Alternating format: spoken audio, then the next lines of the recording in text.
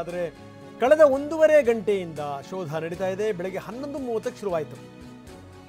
11:30ರಿಂದ ಇಲ್ಲಿ ತನಕ ಸುತ್ತಮುತ್ತ ಪರದೆ ಕಟ್ಟಿರೋದು ನೋಡಿದ್ರೆ ಅಲ್ಲಿ ಏನಾದರೂ ಸಿಕ್ಕಿರಬಹುದಾ ಅನ್ನುವಂಥ ಪ್ರಶ್ನೆಗಳು ಕೂಡ ಇವೆ. ಬನ್ನಿ, ನಾವು ಇಬ್ಬರ ಪ್ರತಿನಿಧಿಗಳನ್ನು ಅಲ್ಲಿ ಬಿಟ್ಟಿದ್ದೀವಿ. ಒಂದೊಂದು ಆ್ಯಂಗಲಲ್ಲಿ ಒಬ್ಬೊಬ್ಬರು ನಿಂತ್ಕೊಂಡಿದ್ದಾರೆ. ಅವ್ರನ್ನೂ ಕೂಡ ನೀವು ನೋಡ್ತಾ ಇದ್ದೀರಿ. ಪೃಥ್ವಿರಾಜ್ ಒಂದು ಕಡೆಗಿದ್ದಾರೆ, ನದಿಯ ಪಕ್ಕದಲ್ಲೇ ನೀರು ಹರಿತಾ ಇದೆ. ಅಲ್ಲಿಂದ ಎದುರುಗಡೆ ಏನೇನು ನಡೀತಾ ಇದೆ ಅದೆಲ್ಲ ವಿವರಗಳನ್ನು ಅವರು ನೇರವಾಗಿ ನಿಮಗೆ ತೋರಿಸುವಂಥ ಪ್ರಯತ್ನವನ್ನು ಮಾಡ್ತಾ ಇದ್ರು. ಇನ್ನೊಂದು ಕಡೆಗೆ ಅಶೋಕ್ ನಿಂತ್ಕೊಂಡಿದ್ದಾರೆ. ಎಲ್ಲೂ ಕೂಡ ಯಾವುದೇ ಕಾರಣಕ್ಕೂ ಯಾವ ಸಂಗತಿಗಳು ಕೂಡ ಮಿಸ್ ಆಗಬಾರದು ಅನ್ನುವಂಥ ಕಾರಣಕ್ಕೋಸ್ಕರ ಅಶೋಕ್, ಬೆಳಗ್ಗಿನಿಂದ ನೀವು ಕೂಡ ಸಾಕಷ್ಟು ವಿವರಗಳನ್ನು ಕೊಡ್ತಾ ಇದ್ದೀರಿ. ಅಂದರೆ SIT ಆಫೀಸಿಂದ ಹೊರಟಿದ್ದು, ಜೊತೆಗೇನು ಅಂದರೆ ಆರೋಪಿನೂ ಕೂಡ ಜೊತೆ ಕರ್ಕೊಂಡು ಹೊರಟಿದ್ದು, ಅದು ಇಲ್ಲಿ ತನಕ ಪೃಥ್ವಿರಾಜ್ ಕೂಡ ಒಂದಷ್ಟು ವಿವರಗಳನ್ನು ಕೊಡ್ತಾ ಇದ್ರು. ಅದನ್ನು ಕೂಡ ತಾವು ಕೇಳಿಸ್ಕೊಂಡಿದ್ದೀರಿ.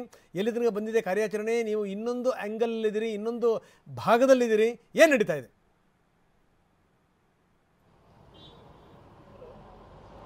ರಂಗನಾಥ್, ಈಗಾಗಲೇ 7ನೇ ಪಾಯಿಂಟ್ನಲ್ಲಿ ಉತ್ಖನನ ಕಾರ್ಯಾಚರಣೆ ಮುಂದುವರೆದಿರುವಂಥದ್ದು ಅತ್ಯಂತ ಸೂಕ್ಷ್ಮವಾಗಿ ಮತ್ತು ನಿಧಾನಗತಿಯಲ್ಲಿ ಈ ಒಂದು ಕಾರ್ಯಾಚರಣೆ ಆಗ್ತದೆ. ನಾನೀಗ ನೇತ್ರಾವತಿ ಸೇತುವೆಯ ಮೇಲ್ಭಾಗದಲ್ಲಿದ್ದೇನೆ. ಇಲ್ಲಿಂದ ಆ 7ನೇ ಪಾಯಿಂಟನ್ನು ತೋರಿಸೋದಾದರೆ ಗಮನಿಸ್ಬೋದು, ಪ್ರಮುಖವಾಗಿ ಇವತ್ತಿನ ಈ ಒಂದು ಉತ್ಖನನ ಕಾರ್ಯಾಚರಣೆಯಿಂದ ಸಂಪೂರ್ಣವಾಗಿ ಗೌಪ್ಯತೆಯನ್ನು ಕಾಪಾಡಿಕೊಳ್ಳಲಾಗಿದೆ. ಸುತ್ತಲೂ ಅಂದರೆ ಅಲ್ಲಿ ಉತ್ಖನನ ಆರಂಭ ಮಾಡೋದಕ್ಕೆ ಮೊದಲೇ ಅಲ್ಲಿ ಪರದೆಯನ್ನು ಕಟ್ಟಿದ್ರು. ಗಮನಿಸ್ಬೋದು, ಒಂದು ಹಸಿರಾದ ಪರದೆಯನ್ನು ಸುತ್ತಲೂ ಹಾಕಿರ್ತಕ್ಕಂಥದ್ದು. ಸೊ ಒಳಭಾಗದಲ್ಲಿ ಏನಾಗ್ತದೆ ಅನ್ನುವಂಥ ಮಾಹಿತಿ ಹೊರಭಾಗಕ್ಕೆ ಗೊತ್ತಾಗಬಾರ್ದು ಅಂತೇಳಿ. ಮತ್ತೊಂದು, ಅಲ್ಲಿ ಹೋಗಿರ್ತಕ್ಕಂಥ ಅಧಿಕಾರಿ ಸಿಬ್ಬಂದಿಗಳೆಂದರೆ ಪ್ರಮುಖ ಅಧಿಕಾರಿಗಳನ್ನು ಹೊರತುಪಡಿಸಿ ಇನ್ಯಾರಿಗೂ ಕೂಡ ಅಲ್ಲಿ ಮೊಬೈಲ್ ಬಳಕೆಗೆ ಅವಕಾಶ ಇಲ್ಲ. ಸೊ ನಿನ್ನೆ ಒಂದಿಷ್ಟು ಮಾಹಿತಿಗಳು ಆ ಮೂಳೆ ಸಿಕ್ಕಿದ ಕೂಡಲೇ ಹೊರಗೆ ಬಂತು. ಸೊ ಆ ರೀತಿಯಂತ ಆಗಬಾರ್ದು ಮತ್ತು ತನಿಖೆಯ ಸೂಕ್ಷ್ಮತೆ ಮತ್ತು ಗೌಪ್ಯತೆಯನ್ನು ಕಾಪಾಡೋ ದೃಷ್ಟಿಯಿಂದ ಈ ಒಂದು ಕ್ರಮವನ್ನು SIT ಅಧಿಕಾರಿಗಳು ತೆಗೆದುಕೊಂಡಿರ್ತಕ್ಕಂಥದ್ದು. ಇನ್ನೂ ಕೂಡ ಅಲ್ಲಿ ಆ ಕಾರ್ಮಿಕರ ಸಹಾಯದಿಂದಲೇ ಅಲ್ಲಿ ಉತ್ಖನನ ಮಾಡುವಂಥ ಕೆಲಸವನ್ನು ಮಾಡಲಾಗ್ತದೆ.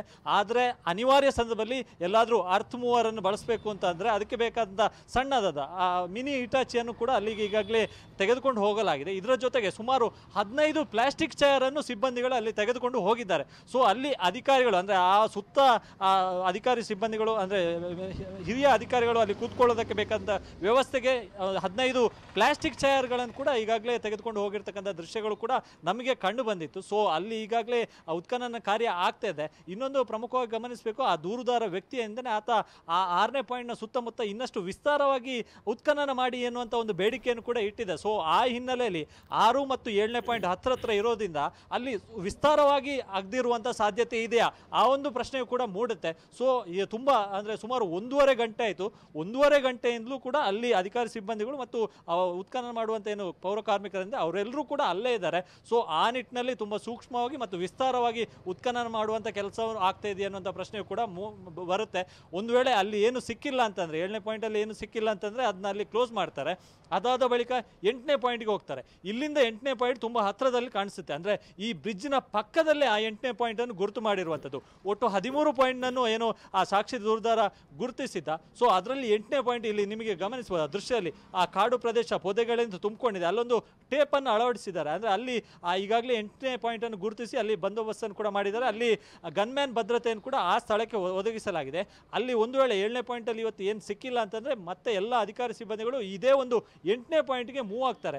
ಸೊ ಅಲ್ಲಿ ಕಾರ್ಯಾಚರಣೆ ಮಾಡೋದಕ್ಕಿಂತ ಮೊದಲು ಅಲ್ಲಿಯೂ ಕೂಡ ಪರದೆಯನ್ನು ಹಾಕುವಂಥ ಸಾಧ್ಯತೆ ಇದೆ. ಯಾಕಂದರೆ ತುಂಬ ವಿಸಿಬಲ್ ಆಗಿದೆ, ಅಂದರೆ ಈ ರಸ್ತೆಯಲ್ಲೇ ಎಲ್ರಿಗೂ ಕೂಡ ಕಾಣಿಸುವಂತಿದೆ. ಸೊ ಅಲ್ಲಿ ಪರದೆಯನ್ನು ಹಾಕಿ ಗೌಪ್ಯತೆಯನ್ನು ಕಾಪಾಡಿಕೊಳ್ಳುವಂಥ ಸಾಧ್ಯತೆ ಇದೆ. ಮತ್ತು ಅಲ್ಲಿ ಉತ್ಖನನ ಮಾಡಬೇಕಾಗಿದೆ, ಅಲ್ಲಿ ಒಂದಿಷ್ಟು ಸ್ವಚ್ಛತೆಯನ್ನು ಕೂಡ ಮಾಡಬೇಕಾಗಿದೆ. ಯಾಕಂದರೆ ತುಂಬ ಗಿಡಗಂಟಿಗಳು ಮರಗಳು ಕೂಡ ಅಲ್ಲಿ ತುಂಬಿಕೊಂಡಿರುವಂಥದ್ದು. ಸೊ ಆ ಹಿನ್ನೆಲೆಯಲ್ಲಿ ಫಾರೆಸ್ಟ್ ಡಿಪಾರ್ಟ್ಮೆಂಟ್ ಅವರು ಕೂಡ ಇದ್ದಾರೆ. ಸೊ ಹೀಗಾಗಿ ಅಲ್ಲಿ ಒಂದು ವೇಳೆ ಉತ್ಖನನ ಮಾಡೋದಾದರೆ ಇವತ್ತೇ ಮಾಡೋದಾದರೆ ಅಲ್ಲಿ ಸ್ವಚ್ಛತೆಯನ್ನು ಮಾಡಿ JCB ಮೂಲಕ ಗಿಡಗಂಟಿಗಳನ್ನೆಲ್ಲ ತೆಗೆದು ಅದಾದ ಬಳಿಕ ಉತ್ಖನನ ಮಾಡುವಂಥ ಕೆಲಸವನ್ನು ಕೂಡ ಮಾಡಲಾಗ್ತದೆ. ಸದ್ಯ ನಿನ್ನೆ ವೇಳೆಗೆ ಈ ಸೇತುವೆ ಸುತ್ತ ಮೇಲ್ಭಾಗದಲ್ಲಿ ಸಾಕಷ್ಟು ಜನರು ಇದ್ದರು.